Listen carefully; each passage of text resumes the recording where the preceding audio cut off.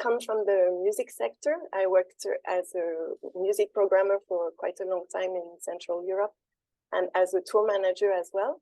And I founded the organization called the Green Room in 2016 to support musicians and music professionals on environmental issues specifically, but also taking, I would say, a holistic approach to the question. So also integrating economical issues, social issues, and trying to have also more of a systemic view on the question, and also really taking care of not putting too much pressure on the artist directly, but also think about the responsibility of the whole music sector, but also the cultural arts and culture sector.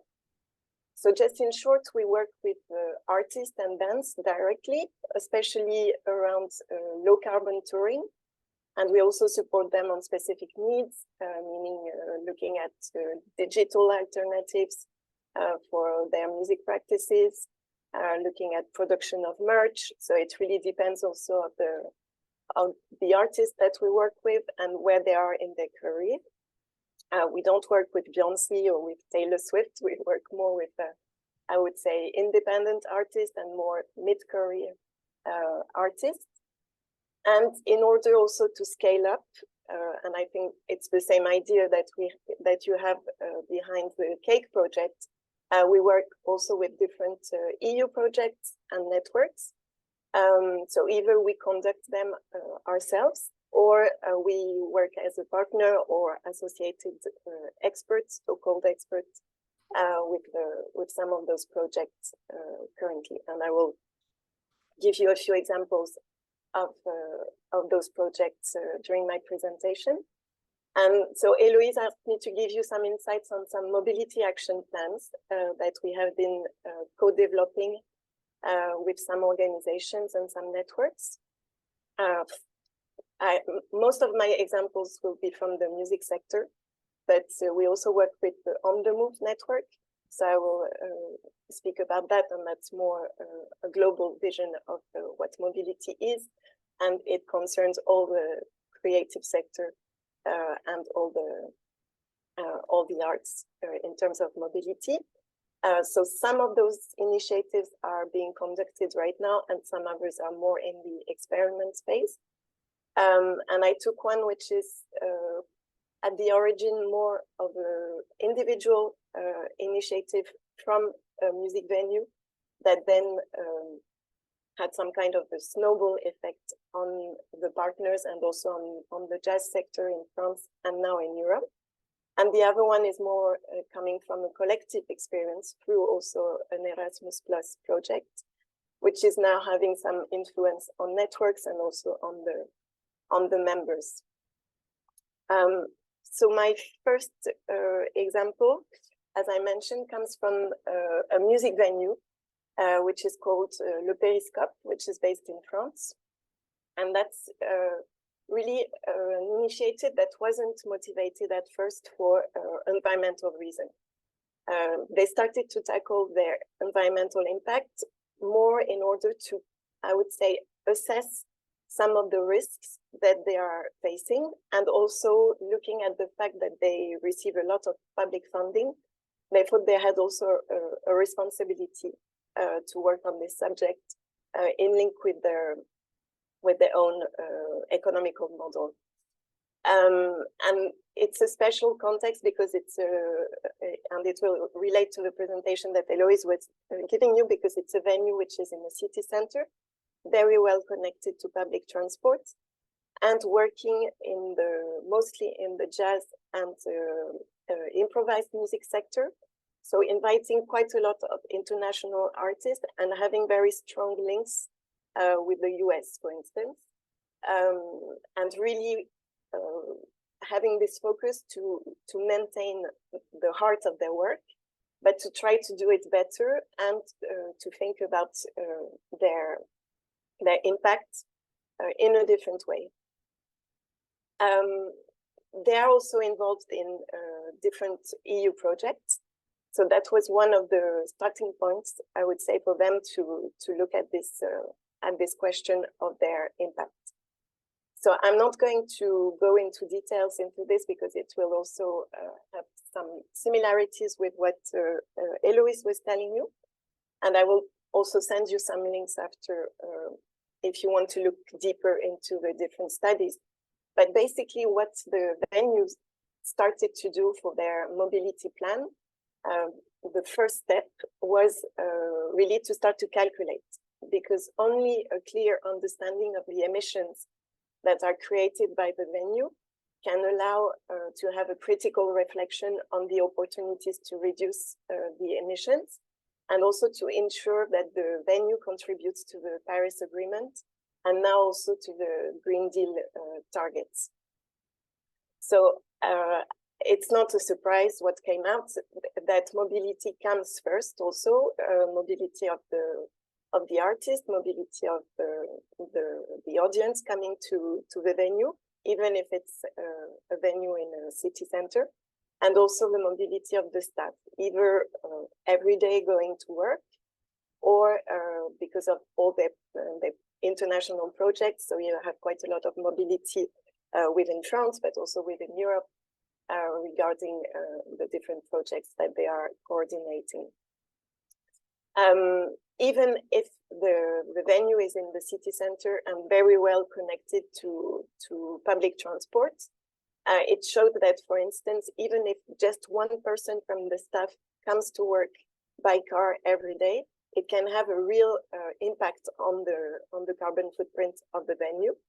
And that was one of the things that they wanted to fine tune. So because you can have a general idea looking at different studies of what are the main impacts from a music venue, but when you want to fine tune the strategies that you can have, you have to look more precisely into the numbers and into all the levers that you might have.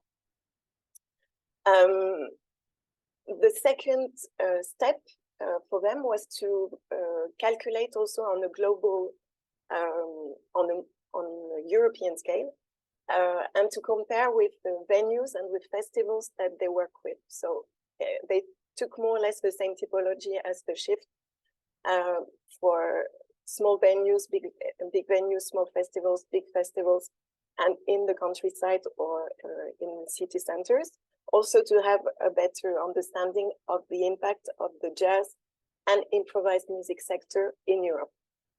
The idea behind this is also to show that even if we recognize that we do have an impact which is quite significant, it's also very small compared to other sectors of the music industry, especially when we talk about gigantic festivals with 100, 200,000 people coming, and especially when they have international festival goers, and also looking at different practices that we might have in the music industry. Obviously here we are not dealing with artists traveling by private jets or with 10 or 20 trucks, as we can see in other sectors. So it was also this idea behind to prevent the risks, but also to show that this sector maybe has a little less impact than the other, and also has already some practices which are, I would say, environmentally friendly. But in order to do that also, they needed some tailor-made tools. And, sorry. Another, I will show you a very nice Excel document to give you so it's not very maybe the most sexiest tool that but to decline these actions that they wanted to take, one of them was to think about touring. When they invite one artist to play at their venue, they can decrease the impact of the artist coming to the venue by helping them to have a more coherent tour, and even helping them to find other gigs around. But in order also to monitor this and to show that this can have a positive impact, they needed this tool to be able to calculate. So basically, it's quite a simple Excel sheet where you enter all the steps of the tour, and then you enter any means of transportation, should it be by train, by car, van taxi, if it's a flight also. And then you have the total of CO2 emissions. And this takes into account the whole tour of the artist.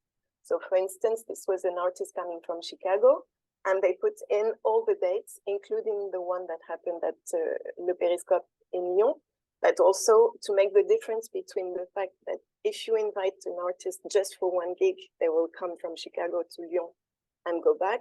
And here you can really share the carbon footprint with the different venues. So this is one of the main actions that is taken by Le Périscope, but also by the whole European project, which was called Footprints, and now there's a new step, and it's called Better Life. So the idea is to have the artist tour more, and to have a collaboration between all the programmers, which sounds probably very basic and very, yeah, it should be common sense, but actually it is not. And it was one of the biggest difficulties of this project, was actually to have the programmers work together and decide to have coherent tours on a specific territory. Another way of also decline these objectives into a concrete plan was to work with a carbon budget. So I don't know if you are familiar with this, and maybe, sorry if, Louise, you talked a bit about this in your introduction. Maybe I missed some part, but just very shortly, this is to show you like the amount of carbon that we can still spend during the rest of our lives if we want to respect the objectives of the Paris Agreement. So if we have some numbers, if we want to stay at 1.5 degrees of global warming, and if we want to stay under 2 degrees. And the idea there is to, the same way you work with your financial budget. So you will decide to invite this and this artist because of artistic reasons, but also because of financial budget that you have available. You work the same way with your carbon budget. So since you made the calculation of your footprint, you know that every year you have to decrease by, let's say, 5% your carbon footprint in order to align yourself with the Paris Agreement and stay at a certain level of heating. The problem was that when Le Périscope did this calculation and this approach, they realized, as we do in society, that it's impossible to stay at a carbon budget to respect the 1.5 objective. So they decided to go with the 2 degrees scenario. And that's one of the difficulties, that we know that if we really want to respect those objectives, we have to cut a lot of our activities. And at some point, it's also a matter of decision. So it doesn't mean that this should be the first objective, but it's just another tool for decision making, where you have artistic, you have economical, but you also have environmental factors that come into the decision making. And in order to do that, for instance, you can decide that you are going to invite one artist coming from Chicago because this is very important for you, because it's an artist that you've been working for a long time, because they have their audience in your venue, or whatever reason that you might have. But then, since you do that, and it has a significant impact on your carbon footprint, then maybe you will somehow compensate by either having this artist having other gigs in your region, or working more also on the side with younger artists, or having this artist stay longer and do a residency or do some master classes. So there are different strategies like that that can be adopted to work in this direction. And just coming back to that, also one part which is also very significant for the impact of the venue, but also a festival, as Eloise was showing, is the mobility of the audience. And this is very difficult. It's a subject that hasn't been addressed very much by the music sector for a long time. And now it's coming, I would say, to the forefront, thanks also to the numbers that came from the shift report and also some other studies. But it's very difficult because it's not like, even if you have public transportation going to your venue or to your festival, it's not meaning that your audience is going to use them, of course. So one of the work that is being done now more and more is on mobility survey. So asking your audience, of course, which means of transportation, what is the budget for them, how they come to your festival, but also looking more into sociological learnings. I mean, why do they come by car, even if there is a bus? For instance, it's very common at festivals that people will tell you, oh, I don't know when I will come back, and it's very difficult for me to share with someone else my car, or I need to have my car because I'm leaving my stuff in it, or because I'm transporting a lot of beers that we're going to drink at the festival. So all those aspects also, which are more personal or sociological, have to be also studied in this, and this is one of the learnings also from this project that we are now developing within the next step, so which is called Better Life. And the second learning that we had also from the Footprints project was that we kind of started to change the strategy. Before, we were working with the artists and with the agents to build more coherent tours. And this didn't really work. I mean, it worked on certain territories in Europe, which already had this habit of working together. But on some others, like for instance, in Poland, we had a lot of issues to have other programmers, mostly because of, I would say, ego issues with programmers that really want just to invite their own artists and they don't want to share a programmation with any other artist.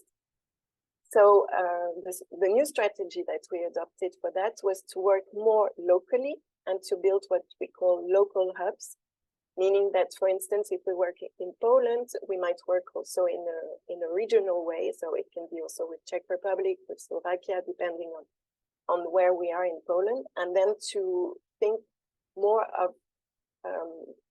training the venues and the festival organizers there, and to have them already having some kind of a package when they invite an artist, meaning that they propose to them like 2 or 3 different gigs, or maybe a time of residency, or a time of cultural projects, or meeting local musicians. So it's not the artist who's going to look for gigs, but it's more the venue is already offering a more coherent tour and having the artist come for a longer time. Because also, because of the infrastructure, it's not always possible for the artist to come by train or other lower carbon means of transportation. So sometimes they have to fly. But the idea is really to have them stay longer and to have more meaningful tours. The second thing, so it's quite a lot of information after that on one slide, not to take too long, but this is coming from the work that we are doing, so with the On the Move network, which I guess most of you know, which is working on mobility. And they were part of an Erasmus Plus project also called Shift, nothing to do with the think tank, but Shift Culture project. And they decided to create what they call the Shift Eco Guidelines and a green certification, which is tailor-made for European networks. So now it's in the phase of experimentation. It was developed during the time of the project, And now they are testing, so there's a few European networks which are working on that for the first year. And they're also being trained. They are collaborating with Creative Carbon Scotland, which is an organization a bit like Julie's Bicycle in the UK, but based in Scotland, and which has been working also on supporting the Scottish cultural sector on environmental issues since a long time, and working quite a lot on European projects since many years. And this, of course, because it's European networks, mobility is a central issue. But it's not only focusing on just the means of transportation. And maybe I wanted to share this with you. Maybe some of you saw it. It comes from the recent study that was commissioned by the European Union on greening the creative program. So the European Creative Culture Program, sorry. And I personally find this definition of green mobility very problematic. And I know I'm not the only one, because it really focuses only on the means of transportation in order to seek to reduce the environmental impact. And we do know, working with different networks, that mobility is actually way more than just the means of the transportation that you will use. And that's why also we decided to work more on a decision-making tool and to look at the different aspects of the mobility. So this is one of the examples, but on the left side in light blue-gray, you have, actually this is something that we started to implement at the beginning of when I founded the organization in 2016, in order to decide if it was meaningful to go to an event or not, or to decide on a collaboration or on a specific project. We have this internal questionnaire where we ask ourselves those different questions that I listed here. Looking at an event, for instance, so if we are going to an event just for one day or for several days, how many people are going there? Is it necessary for 2 or 3 people to go there, or can we go just one person? Are there any possibilities to have meetings with other people, other potential partners on the spot or not?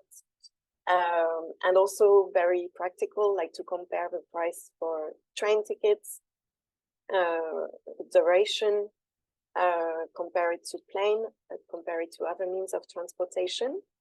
And also looking at the different local impacts. So first, is there a possibility to have this meeting online? Does it make sense? Are there any reflection of the event you are attending on their environmental impact? And also what you can bring back. Is there a reciprocity with this? Are you just going there to present a project and you will not bring anything back to your own community, or is there this? So these are, of course, it's something that you can tailor-made also for your own needs. And it's just a tool to help you to make the decision, but it's actually very interesting because it brings internal discussions within the organization or within the venue. And on the right, this is more constructed way of working on this questionnaire that we prepared for On the Move network within the framework of their green certification. So within the green certification, you have to write your own travel policy, and you have to decline it in a action plan to lower your impact, looking at travel and looking at mobility. So here we tailor-made also this questionnaire for them. And basically, so you don't see the colors there, but depending on what's your answer, if you have more than, so you have some answers which are highlighted in orange, and if you have more than 60% of orange coming, it means that you need to reassess your decision because you answered too many I would say, bad answers in terms of environmental impact.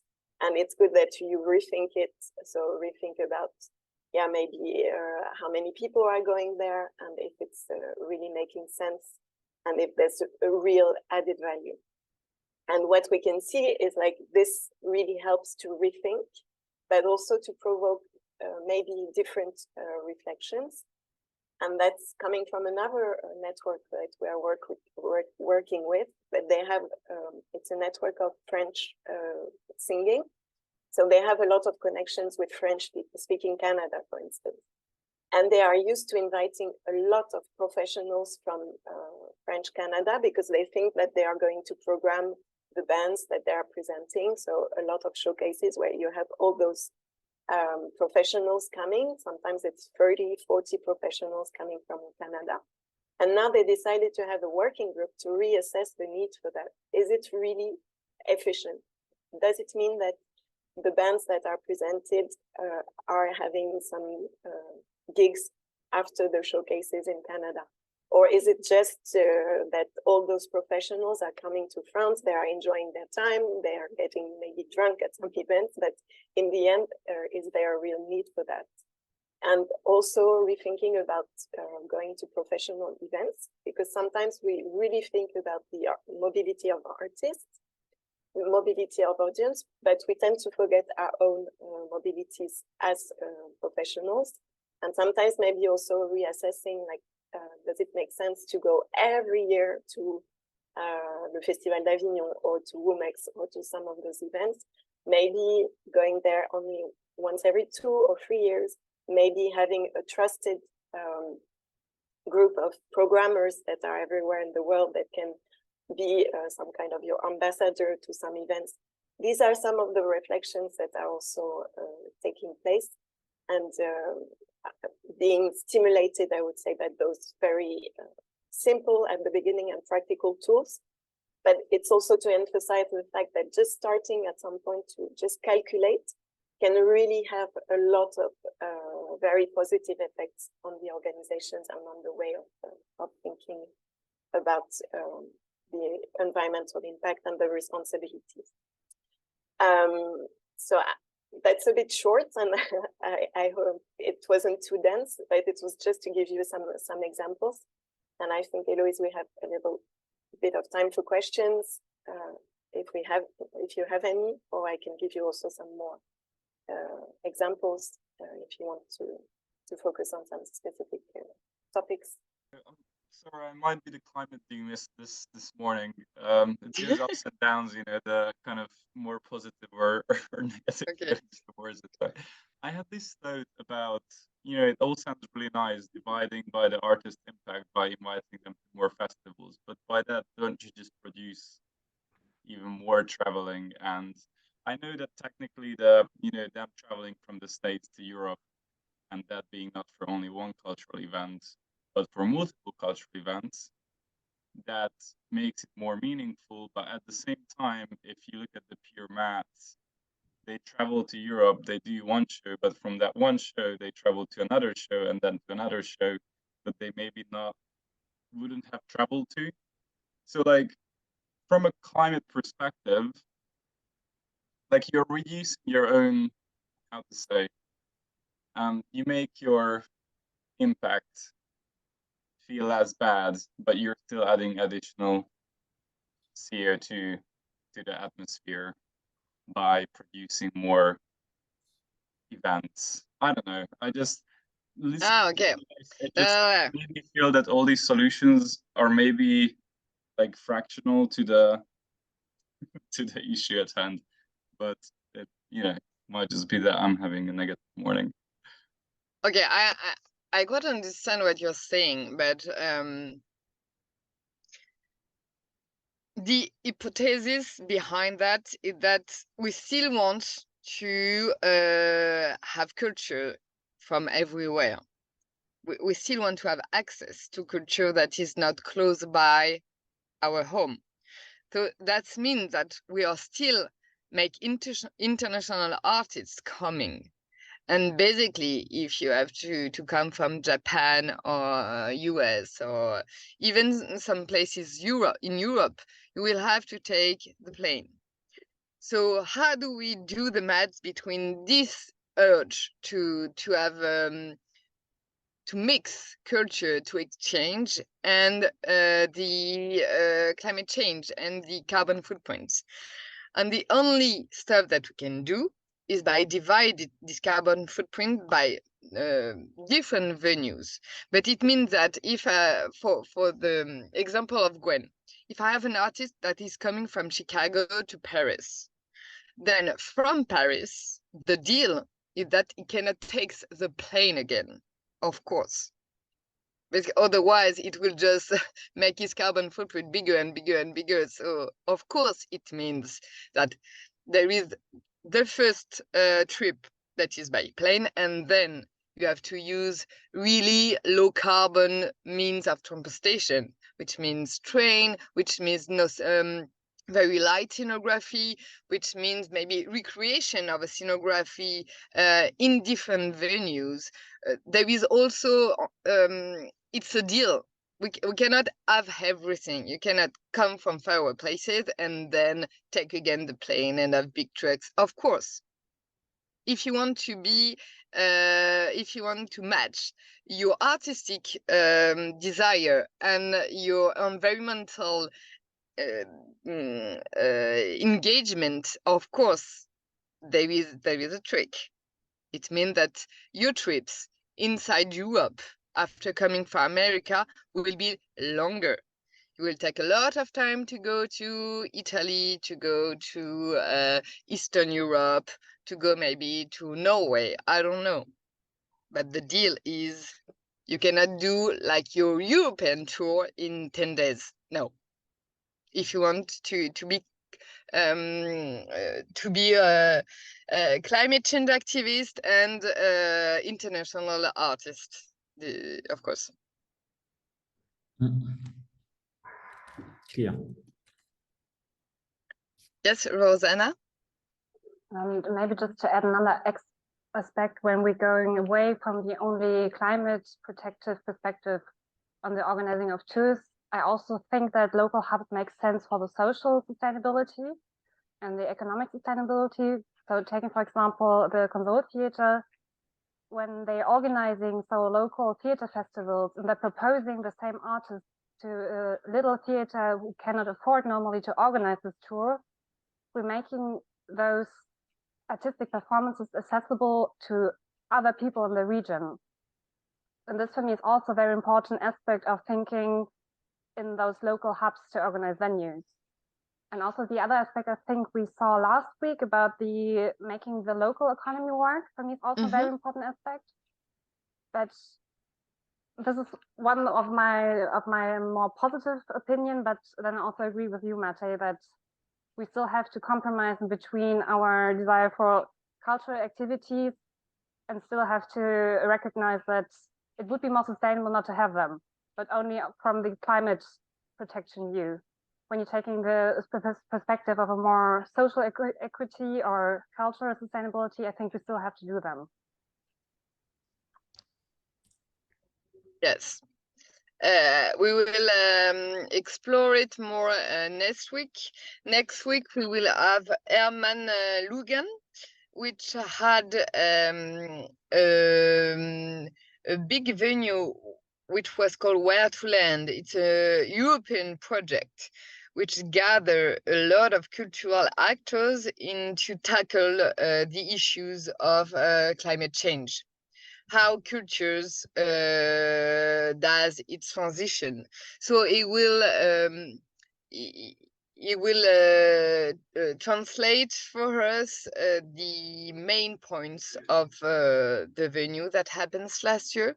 And then we will have Tristan. Tristan is coming from the VD Theatre of Lausanne, where they did an experiment with an artist on low carbon footprint experiment, and how and how it changed the way of programming the theater, but also the way it didn't change anything after all. So it will be interesting to have its insight.